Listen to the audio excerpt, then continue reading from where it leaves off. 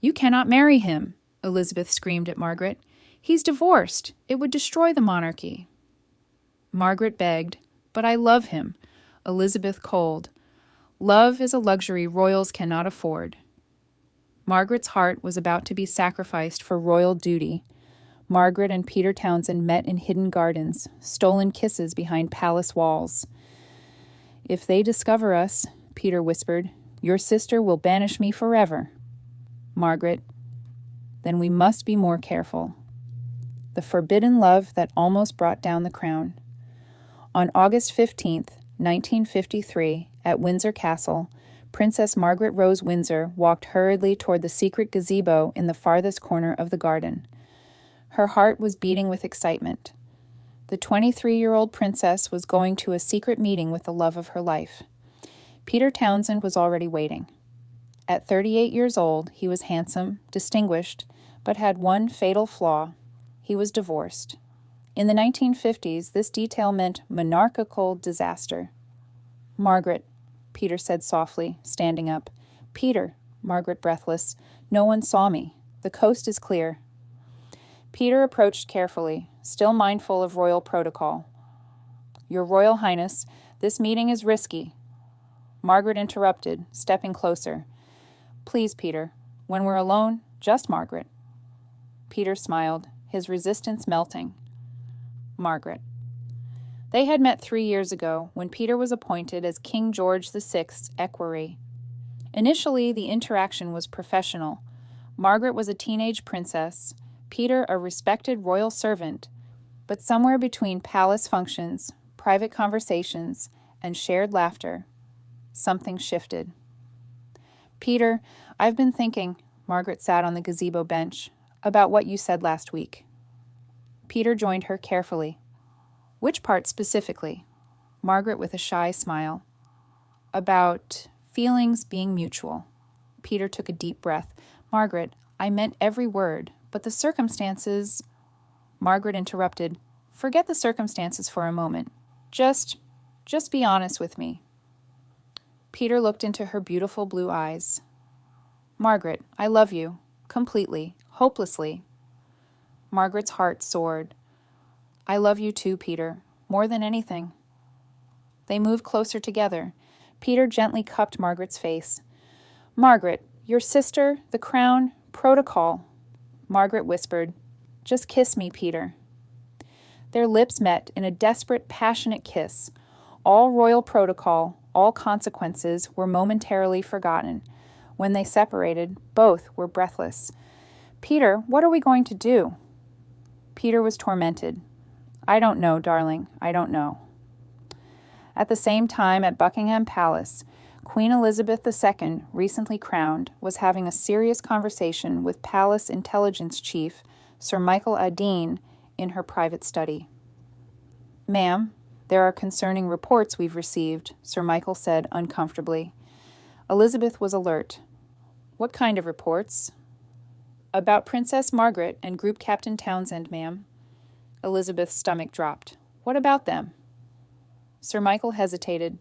"Palace staff are reporting inappropriate proximity, extended conversations, suspicious meetings." Elizabeth felt dread rising. How inappropriate. "Ma'am, yesterday the kitchen staff observed them in deep conversation for 2 hours in the library. Today, a gardener saw them walking very closely in the rose garden." Elizabeth tried to rationalize. "Perhaps it's just friendship. Margaret has always liked Townsend." Sir Michael was grave. "Ma'am, with respect, this appears to be more than friendship." Elizabeth realized the scope of the potential disaster. "Michael, if this develops into a romance—" "Constitutional crisis, ma'am. Townsend is a divorced man. The Church of England would never approve a marriage. The government would oppose. The Commonwealth could rebel." Elizabeth felt the weight of the crown heavier than ever. "What do you recommend?" Sir Michael was direct. "Immediate separation. Transfer Townsend to a distant posting. End all contact."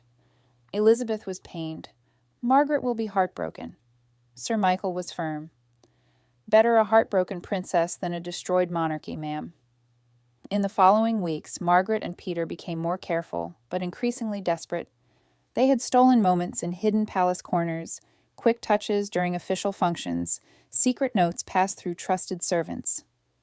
Margaret's lady-in-waiting, Lady Caroline, was a loyal friend. She knew about the romance and tried to protect them. "Your Royal Highness," Caroline warned one morning, "the palace is talking. You need to be more careful." Margaret was brushing her hair. "Talking about what specifically?" Caroline was nervous. "About you and Group Captain Townsend. Sir Michael is asking questions." Margaret's brush stopped mid-stroke. "What kind of questions?" "About your whereabouts, your conversations, your companionship." Margaret realized surveillance had begun. "They're watching us." Caroline nodded. "Very closely. Perhaps pull back for a while." Margaret was defiant. "I won't be dictated to. This is my life." Caroline was worried. "Your Royal Highness, your life is unfortunately not entirely your own." That evening, Margaret and Peter met in the library, traditionally a safe space. "Peter, they're watching us," Margaret whispered. Peter was grim. "I know. Sir Michael questioned me today about my duties, my schedule, my interactions with the royal family." Margaret was desperate. "What did you tell him?" "The truth partially. That I serve the royal family faithfully, maintain proper protocol always." Margaret was frustrated. "But we're more than protocol." Peter was tormented.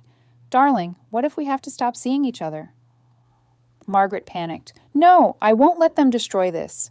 Peter was realistic. "Margaret, we're living in a fantasy. Reality is harsh." Margaret was passionate. "Reality is that I love you. That's the only reality that matters." Peter was gentle. "And I love you. But love might not be enough." Margaret was determined. "Then we make it enough." By October 1953, tension at the palace was escalating rapidly. Elizabeth was growing increasingly aware of the severity of her sister's romance. One morning, Elizabeth directly confronted Margaret. "Margaret, we need a private conversation." Elizabeth knocked on her sister's door. Margaret opened it, immediately defensive. "About what, Lilibet?" Elizabeth entered and closed the door. "About Group Captain Townsend." Margaret's face flushed. "What about him?" Elizabeth was direct. "Are you in love with him?" Margaret paused, then was defiant. "Yes." Elizabeth felt the world shift. "Margaret, he's a married man." Margaret corrected. "A divorced man. There's a difference." Elizabeth was alarmed. "In the Church of England, there's no difference. You cannot marry a divorced person." Margaret was stubborn. "Laws can change." Elizabeth was incredulous. "Margaret, you're talking about changing fundamental religious law for personal desire." Margaret was passionate. "Personal desire, this is love. Real, true love." Elizabeth tried to reason. "Margaret, think about the consequences. The crown, the family, the country." Margaret interrupted. "What about my consequences? My happiness? My life?" Elizabeth was firm. "Your life is not solely your own. You're a princess of the realm." Margaret was angry. "I didn't choose to be a princess. I was born into a prison." Elizabeth was shocked. "Prison? This family, this position is a privilege." Margaret was emotional. "Privilege? To never choose who I love? To sacrifice happiness for duty? That's not privilege. That's sacrifice." This conversation was a turning point. The sisters realized their fundamental disagreement about royal duty versus personal happiness. Elizabeth tried a final appeal. "Margaret, please think carefully. Don't throw away everything for an infatuation." Margaret was hurt. "Infatuation? You think my love is mere infatuation?" Elizabeth was desperate. "I think you're young, romantic, and not considering the full implications." Margaret was final. "And I think you're cold, calculating, and don't understand what love means." Elizabeth was stung. "Margaret." Margaret was leaving. "When you married Philip, the family supported your choice. When I want to marry for love, suddenly the monarchy is collapsing."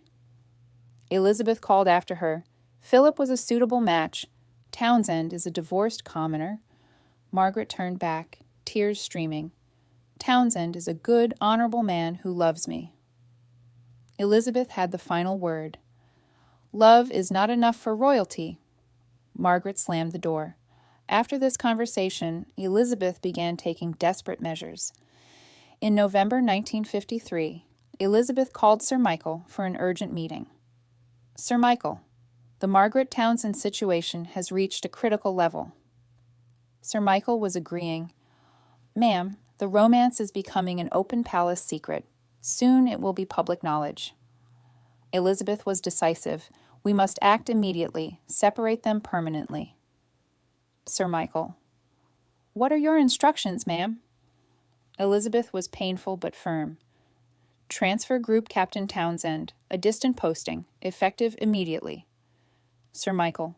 Where would your Majesty suggest? Elizabeth calculated.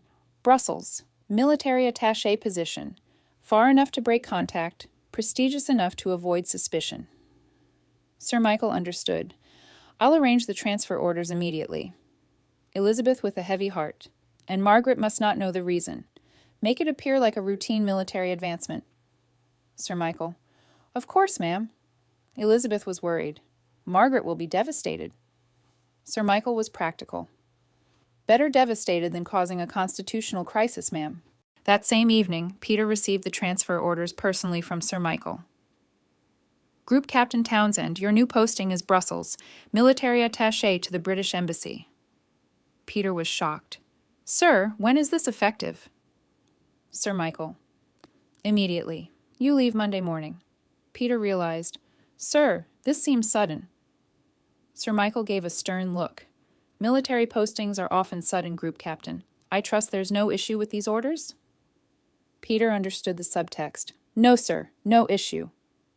Sir Michael was leaving. Excellent. Safe travels, Group Captain. Peter was alone in his quarters, devastated. How to tell Margaret, how to say goodbye. That evening, Peter sent a secret message to Margaret through a loyal servant. Urgent meeting tonight. Library.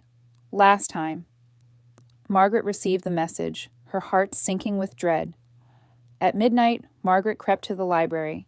Peter was waiting by the window, moonlight streaming across his worried face. Peter, what's wrong? Margaret immediately sensing a crisis. Peter turned, his expression heartbroken. Darling, I've received transfer orders. Margaret froze. Transfer? Where? Brussels, military attaché position. Margaret was panicking. When? Monday morning. Margaret was desperate. Monday? That's 3 days. Peter nodded sadly. Margaret, I think they know about us. Margaret realized. Elizabeth, she's separating us. Peter was gentle. We don't know that for certain. Margaret was angry. Of course we do. Convenient timing, prestigious posting, immediate departure, classic palace manipulation. Peter tried to calm her. Margaret, please. Margaret was frantic. We can fight this. I'll talk to Elizabeth. I'll demand an explanation. Peter was realistic. And accomplish what? Confirm their suspicions? Make the situation worse? Margaret was desperate. Then what do we do? Peter was heartbroken. I go to Brussels. You remain here. Margaret had tears flowing. For how long? Peter was honest. I don't know. Maybe forever. Margaret collapsed into a chair. This can't be happening. Peter knelt beside her. Darling, look at me. Margaret looked up through her tears. Peter was gentle. I love you, more than life itself. That will never change. Margaret was sobbing. But love isn't enough, is it? Peter's voice was breaking. Apparently not for people like us. They held each other desperately, knowing it might be the last time. Margaret whispered, Peter, promise me something. Anything. Promise you'll wait for me. If there's ever a chance, any possibility. Peter promised, I'll wait forever, if necessary. Margaret, and I'll find a way. Somehow, someday, I'll find a way for us. This was a promise they both knew was impossible, but they needed hope. Peter's departure was deliberately scheduled for early Monday morning, with minimal palace staff around. Margaret watched from her window as the car took away the man she loved. Peter looked up once, seeing her silhouette in the window. A brief wave, then he was gone forever. Margaret collapsed to the floor, sobbing uncontrollably. Elizabeth found her there an hour later. Margaret. Margaret looked up, her eyes red with tears. You did this. Elizabeth tried to comfort. Margaret, it was necessary. Margaret stood up, furious. Necessary? Destroying my happiness was necessary? Elizabeth was firm. Protecting the monarchy was necessary. Margaret was bitter. And I'm just collateral damage? Elizabeth softened. You're my sister, I love you, but I'm also your queen. Margaret had final devastation. Then you chose queen over sister. Elizabeth made a painful admission. Yes. Margaret was broken. Then we understand each other perfectly. Margaret left the room. Her relationship with Elizabeth forever changed. Peter was in Brussels, Margaret at Windsor. Both heartbroken, both waiting. Margaret's life became a series of rebellious relationships, none lasting, all attempts to fill the void Peter had left. The public never fully learned the truth behind the transfer, but Margaret's subsequent behavior spoke volumes. Drinking, inappropriate relationships, constant sadness behind her public smile. Elizabeth watched her sister's deterioration, knowing her decision was necessary but costly. Margaret never fully recovered from her lost love. Every man was measured against Peter. Every relationship was doomed to fail. In 1960, Margaret married Anthony Armstrong Jones, a photographer. The marriage was a strategy to prove she had moved on. But everyone knew the truth. Her heart remained in Brussels with the man she could never have. Peter eventually remarried, but colleagues noted he never seemed completely happy. There was always a slight sadness in his eyes, as if part of him remained in Windsor Palace Library on that midnight in November 1953. Margaret's forbidden love became a template for future royal romantic problems. Personal happiness was sacrificed for institutional protection. Elizabeth learned a harsh lesson. Being queen meant making impossible choices. Sometimes the crown demanded destroying those you loved most. Margaret learned a different lesson. Royal birth meant royal prison. Love was a luxury she could never afford. Their sisterly relationship never fully recovered. It was forever tainted by the moment Elizabeth chose the crown over Margaret's heart. Some loves are too big for crowns to contain. Some sacrifices are too great for duty to justify. Some hearts are too broken to ever fully heal. Margaret's forbidden love became a cautionary tale about the price of royal duty. The crown survived. Love didn't.